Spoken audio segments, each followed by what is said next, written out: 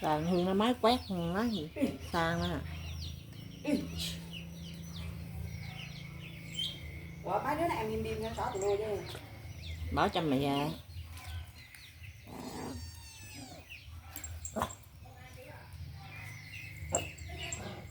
Mà cháu nó từ như vậy.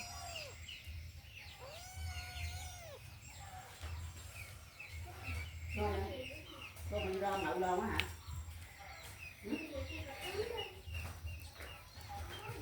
Có lì chứ.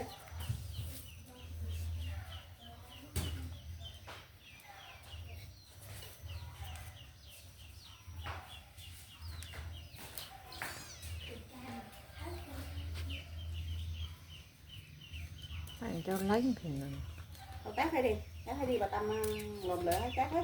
Thì hơn đấy chú. Nên chịch rửa có miếng cọc.